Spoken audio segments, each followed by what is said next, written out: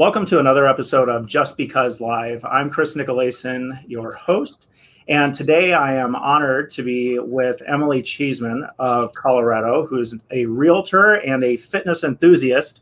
One of our employees connected us, or one of my employees connected us, and so we thank Holly for that. We both know Holly, and we're really big fans of hers. And so, Emily, I'm really happy to chat with you today to learn a little bit more about you and your passions and things like that. So thanks for coming on the show today. Thank you for having me, Chris. I appreciate it. Absolutely. And so, Emily, if you can kind of start, the way I always like to start is, with your background, like how, can you tell us kind of where you're from, where you've been, and how you got here to where you are today? Okay. Well, I am a true Colorado Springs native, so I can say that. I can have the sticker on my car. Nice. So I grew up here. I went to school on the east side of town and then high school in Manitou.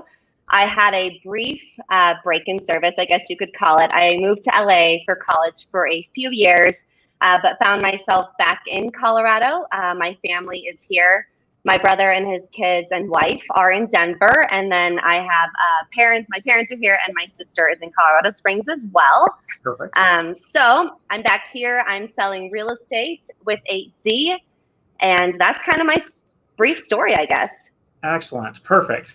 And so tell me then too a little bit about your time in LA. I mean, obviously Colorado it's the second largest city in all of Colorado, or Colorado Springs, second largest city in all of Colorado, but it still has a really small feel to it in a lot of ways. And so how was it living in LA coming from Colorado Springs? It was a shock. I did go to a small Christian college, so that was helpful because you did truly feel like you knew most people. So it felt similar, but when you left campus, obviously it was very different. I loved it. I was at the beach every weekend, so I did appreciate the warm weather. Nice. But it also helped me to appreciate Colorado's four seasons too. So it was different, but I love the small town feel that Colorado Springs has. The big city, but small town. So I missed it. Nice. Excellent. And then can I ask too, so being out on the beach then for that little bit of time, I've never done this, but did you take any surf lessons or do anything like that out there? No, I was just a sun worshiper, which is sad. I should have. Okay. I was just a girl on the beach. Yes. Oh, I completely know where you're coming from with that. And so does my wife, if she could do anything for her life, that would be it, is just lay on the beach, hang out. And so that was awesome. Yeah. Okay. So then and I was telling you beforehand, so you work for 8Z Real Estate. Can you talk about that company for a little bit and kind of what it's like working there? Absolutely. So it is probably one of the best places I've worked. So I chose 8Z for a few reasons. They're a Colorado-based company, and they started in 2009 in Boulder. Okay. And so that's where they began, and it's just expanded from there, and they've grown every year. My office is a little office in downtown Colorado Springs. I like to call it boutique real estate office. There's about 10 of us in the office, and 8Z is a community, not only with its employees and our clients, but also within our communities. So we're always doing something good for people. So those are a few of the reasons I chose it. It was Colorado based, loved the people that worked there, loved their customer service. Like they just strive for excellence, which I really appreciate. And then the community oriented portion of it as well. Oh, I love it. You're like speaking to a lot of my because we talk about that here quite a bit, is the idea of customer service and core values and how important they really are these days. It's no longer that idea of, hey, you're just lucky to be having me as your realtor or your lawyer. Like it's actually more than that, where I'm actually lucky to be talking to you and I can help you and provide you value. I think it's such a huge thing these days. I fully agree with that. Yeah. That's why we do it. That's why I do it. I want to help people. Excellent. Well, perfect. So let's talk about then ways that, so I recently, about a year ago, bought a new house. I did it on contingency, but there's always things that I look for. So I'll ask you the same question, but for two different areas. So if you were giving one piece of advice to somebody selling a home right now, what would your piece of advice be? Save it and get it on the market and choose a good realtor. Okay. So there were more than one, but you definitely want to be working with the right agent. You want the best guidance. in this market, because if not, you might not get as much as you wanted from your home. Sorry, my email just went off. Yeah. You might not get as much as you want from your home, and you need someone as your advocate. So choosing the right realtor is most important. And then staging your home is probably the second thing I would go with. And you just don't want all the clutter, right? When you walk into a home, you want someone to visualize how they can be in it. And so a home stager is able to do that for you, along with a good photographer. So I guess 2 pieces of advice. And I love it. And so in that leads me to another one, because my daughter and her husband just started looking at homes recently. And one of the things that we're seeing as we're scrolling through with her is paint. So how important, and I'm not just talking like subtle tones, I'm talking like bright purple, other things like that, or, and so how important is, and like whenever you're talking about staging, is paint part of that staging process as well? Yes, it's the whole picture, right? From the paint, from the front porch to the pillows on the couch. You want everything to be as neutral as possible, even though that might not be what you prefer, because you want someone to be able to walk into their home and visualize what they will be in it, like what they can do with it.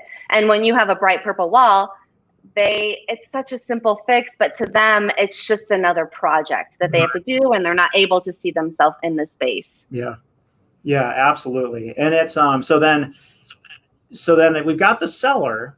Now I want to ask you, if you were giving one piece of advice to the buyer, what would you tell the buyer? Pick a good agent and get pre-approved. Oh, that's a good piece of advice. So again, the agent information is probably the same, right? Find a good fit for you, and things like that. Somebody that's going to communicate well. Yes, find someone that supports you, that you feel like you can have a good relationship with, because they are going to be your friend and your advocate. They're going to be your #1 fan during that time period, as long as they're your broker.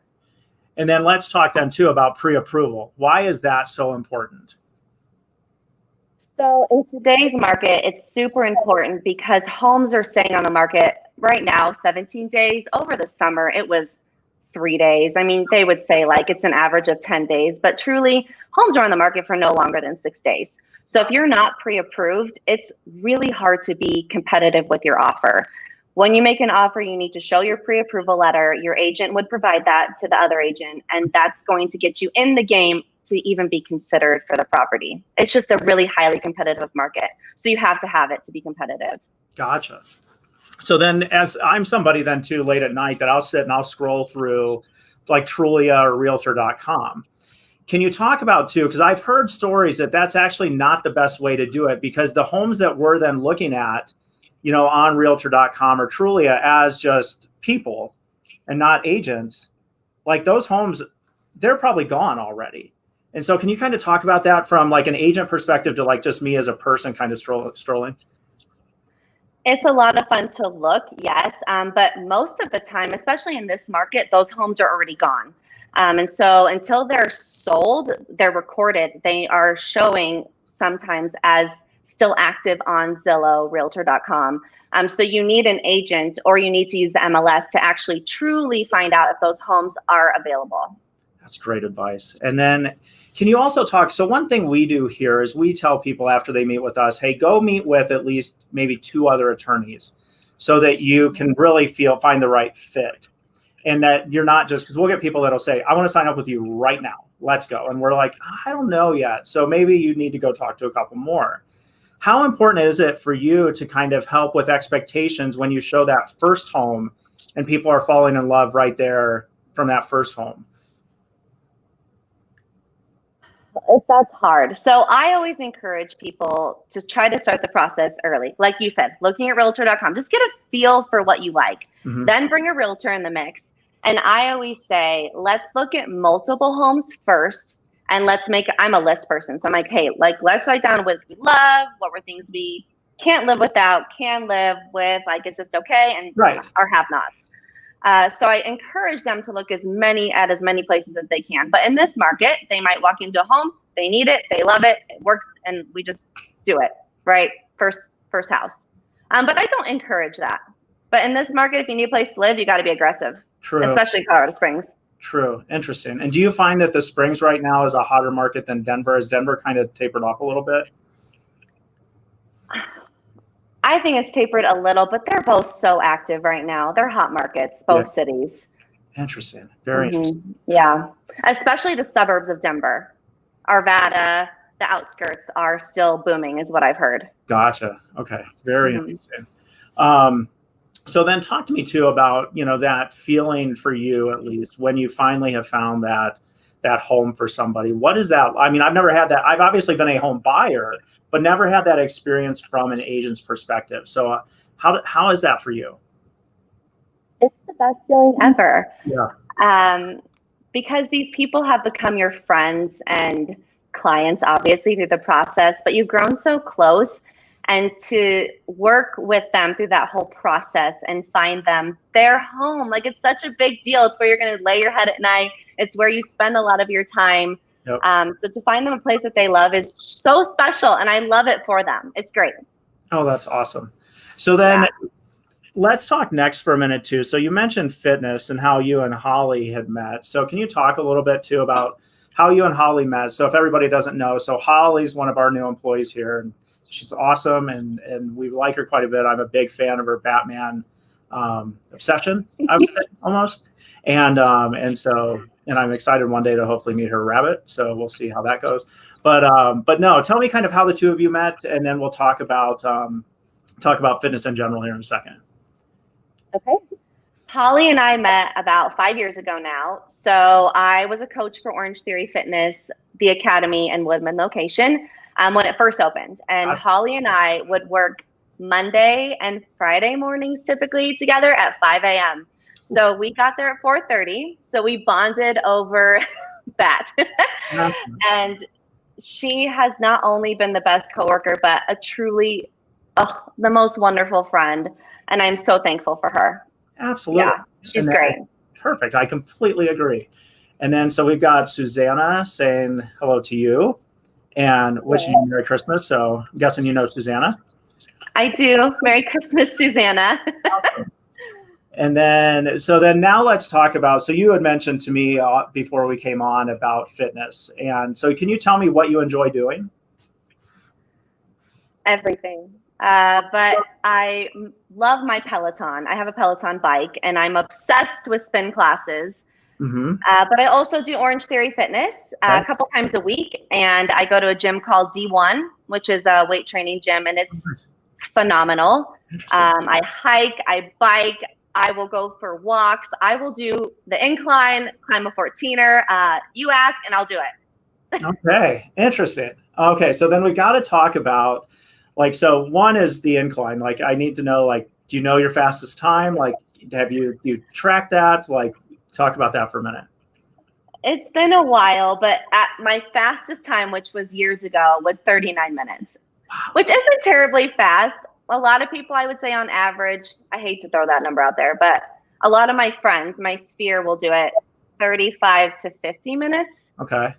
Depending on their athletic ability and how often they do it. The more you do it, the easier it is. Right. Absolutely. And I bet you get at it. It's a thing too, where for people that haven't done it, it's like an old Huey Lewis song, which he used to have, which was step by step. It's literally this thing. It's just rung by rung. We're going up, and that's it.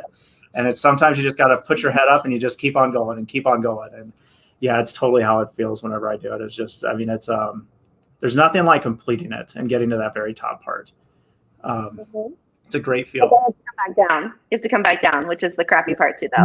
Yeah, it's 3 miles down. Right, exactly. And then talk to me for a minute then too. So obviously life has changed for everybody in 2020. So you have a couple aspects in some ways how it's changed. So for a while we were in full shutdown, and then a lot of places just fully closed. And so how did it change for you both professionally within your business from the real estate standpoint? And then also, how did it change for you from a fitness standpoint? Yeah, so real estate, it was affected, but it wasn't. It was such a short period where we were truly shut down at the beginning of March-ish. Yeah. And then the only change was really with open houses, like how many people could go in a house and how that worked. But you just obviously can only bring a small amount of people into the home with you, and there's different cleaning procedures.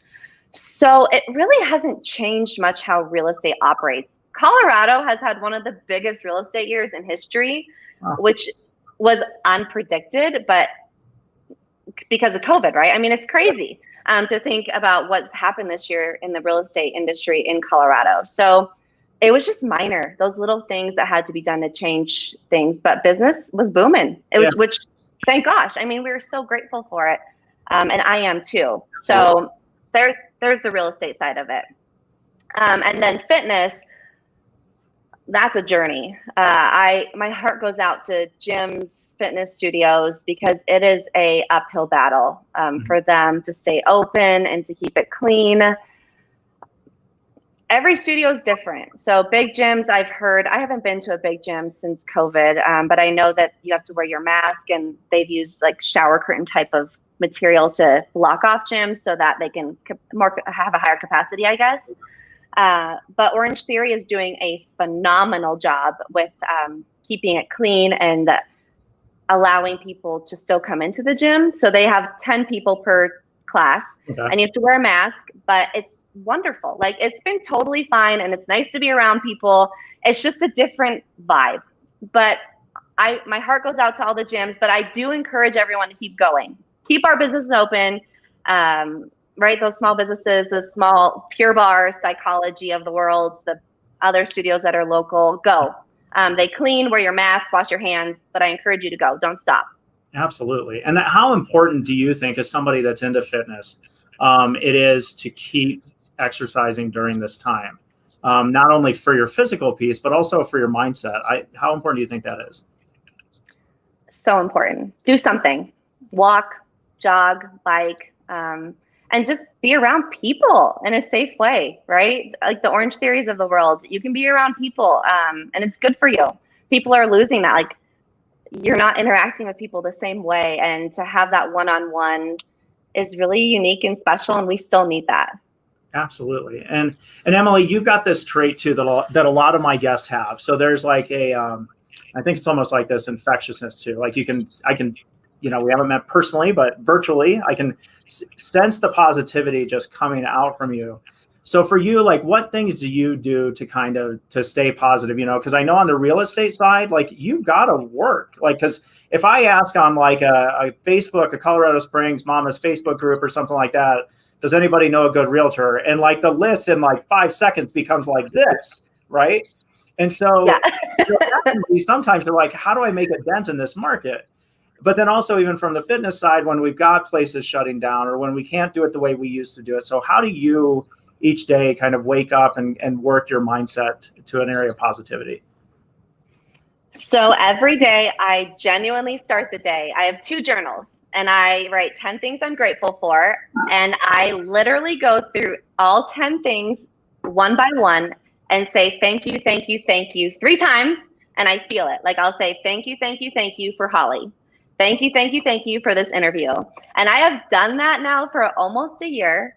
And I'm looking at it because it's right over there. And it has been awesome. So I do that. And then I have one other journal, and I write 10 things down that I love about myself every day. Oh my gosh, that is great. I don't know.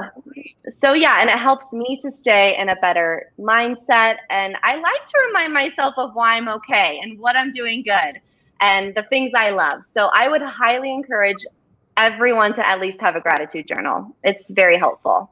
That is brilliant. And it's interesting. It brings up something where I was listening to a talk the other day, and this gentleman was like, you need to write those positives out, so the gratitude and even the positives about yourself, because if you don't believe it today, you're actually teaching yourself and your subconscious that those things are true.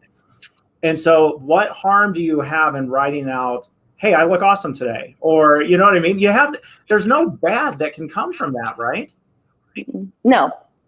I write the same thing a lot of times. I'm like, I love how thoughtful I am. Every day I'm like, I love how thoughtful I am. Tell me. But that's okay. Absolutely. And that's such a good spot to start, because then it definitely, I think for you at least too, by doing those things, it starts your day off on the right foot, right? Absolutely. Yeah, absolutely. Oh, that's awesome. Okay, so then now we've got to talk to you as like a color. So we've got your fitness side, we've got what you do for a living. So I want to talk to you about somebody that's lived in Colorado more or less your entire life. And so let's talk about kind of that not even the journey, but kind of your thoughts on like special nuggets. So because I've lived here since 2005, so for about 15 years. There's a lot of places that I have not hit. So can you talk about even some spots where you're like, if I'm a tourist or somebody new coming in, you got to make sure that you really go to check this place out, check this thing out. Well, I hate to tell everyone this. No, Southwest Colorado is, people miss it. Like, don't miss out on it. Go to Durango, Silverton, Ouray, Telluride, Ridgeway. It is the most beautiful place in Colorado. My favorite town is Ridgeway, Colorado, and it's a little town in between Ouray and Telluride. It connects the two, and it has a great food scene. It's beautiful. It's just a great community. Don't miss it. Stop there. Check it out. Interesting. Very cool. I've been to Ouray, but we never made it to Telluride, and then which means then we probably did not hit Ridgeway then along the way. So I like we were there, but just didn't take that next step. And so so you mentioned the food scene. So I am a big foodie myself, and I like good food. I like good restaurants, and I like a lot of the things that Colorado Springs is doing right now locally with their restaurants. So first I have to ask, are you a foodie yourself? If you're looking at I love food. Okay, good. So then with that then, if you had some friends coming into town and everything was just normal and open, where would you take them to eat? And you don't have to just pick one. Okay. Sugar's is probably up there. Yeah, you like Sugar's too? Very much. Absolutely. They have the brie sandwich with apple. Like, it's just, it's fabulous. Yeah, it's fabulous. I do love 503W, which is near Old Colorado City, right outside of downtown. Oh, interesting. Yeah. It's wonderful. I like Bonnie and Reed. I'll go there. Okay. I loved Stir when it was pre-COVID. It was such a great place to go get a cocktail and have an app. They had different music all the time on the sound system, which was so much fun. Nice. I'm thinking, I love Tony's. Tony's for some cheese curds and Wisconsin football. Can't miss that. Oh, interesting. I have not heard of Tony's. I will have to look at that. It's a little it's a little bar downtown. It's fun. Fun. Oh yes, because it's it's close to Port Richards, isn't it? Mm-hmm. Yeah. Yes, absolutely. Okay, perfect. Because I think it's fun for football. Yeah. Go watch a game. And so you mentioned Wisconsin? Yeah. Are you a Wisconsin fan? I'm not, but my last name is Cheeseman, so I feel like I should be. Ah, gotcha. Okay. Very good. And then so since you ventured into that, I do have to ask then. I mean, so if I am a big fan of cheese, my dog is a big fan of cheese, but then do we have like a hierarchy of cheeses? Like, do you have a favorite cheese with the last name like that?